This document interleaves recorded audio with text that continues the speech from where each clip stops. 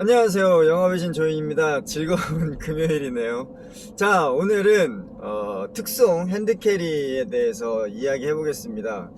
보통 저희가 일반 정식 수출입을 하게 되면 문제가 안 되는데 여러 가지 특별한 이유 때문에 꼭 보내야 되는데 준비가 안 돼 있다. 그러면 어떤 상황이 있는지 한번 보겠습니다.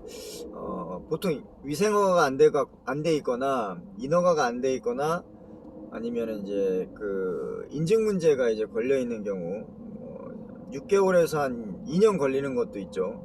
그런데 이제 필히 보내야 되는 상황이 발생됩니다. 그렇게 될 경우에는 특수한 핸드커리를 할 수밖에 없는 상황이죠. 근데 이제 보통 EMS나 쿠리어 서비스에서 받아주지 않는 것들이 있습니다. 제품 안에 이제 배터리가 탑재되어 있다던가 분리를 해야 되는데 분리가 잘 안 되는 제품을 급하게 시제품으로 보내야 된다거나 아니면 세관에 걸리는 물품이 있죠. 그 건강식품, 그리고 이제 이사를 하게 되면은 이삿짐 안에는 엄청 뭐들이 많잖아요. 그래서 그런 것들을 다 신고하고 인허가 처리할 수 없으니까 뭐 특송으로 보내는 경우도 있고, 그리고 지인들한테 보내는 그 생활용품, 그리고 식품류, 그리고 의약품, 조제약, 요즘에 많이 보내는 거 있죠. 이제 화장품 이런 것들을 보내는 데는 이제 많이 핸드캐리는 이제 직접 들고 가는 겁니다. 그래서 보따리 장사라고 생각하시면 되고, 이제 특송업체는 특수한 운송을 취급한다. 그러면 어떻게 보낼 수 있느냐?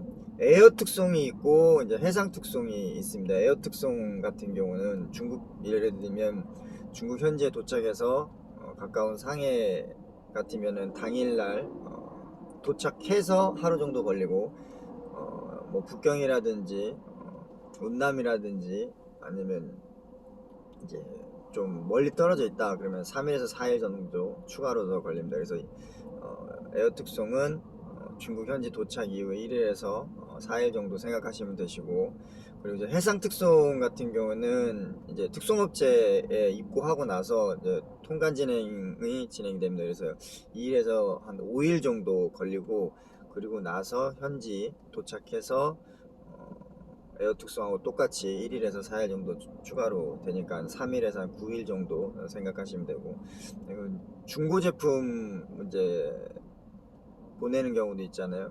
그런 거는 한 2주 정도 생각하시면 됩니다. 그럼 어떻게 보내느냐? 특송업체 인터넷 찾아보면 쭉 나옵니다. 그래서 특송업체에 전화하셔가지고 일단 물어봐야 됩니다. 지금 이 시국에 해당 국가, 그러니까 뭐 중국이 될 수도 있고 베트남이 될 수도 있고 태국이 될 수도 있죠.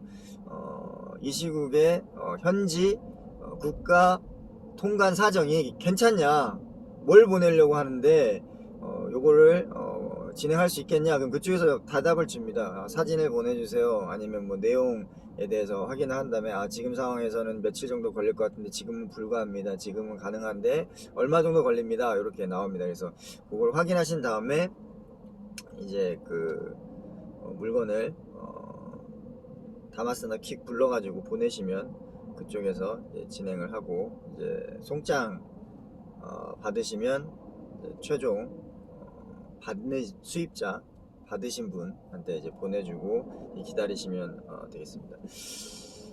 일반적으로 이제 진행을 할 경우에는 이제 수출입 정식 통관 세관을 통해서도 하기 때문에 이거는 이제 유니패스 들어가셔가지고 수출 면장으로 이제 다 조회가 되는 거죠. 트래킹도 되고. 그래서 특송업체 관리대장이 또 따로 있습니다, 업무하실 때. 그리고 일반 수출 관리대장이 따로 있고, 그래서 정식 수출 수입 통관할 경우에는 유니패스에서 면장 조회해 가지고 선적일 확인하셔가지고 선적일 기준으로 매출을 잡으시면 되시고, 그리고 특송업체 하시는 경우는 앞에 가이드 주신 것처럼 진행을 하시면 되겠습니다. 자, 오늘은 즐거운 금요일입니다. 한 주도 고생 많으셨고 TGIF 즐거운 주말 보내십시오.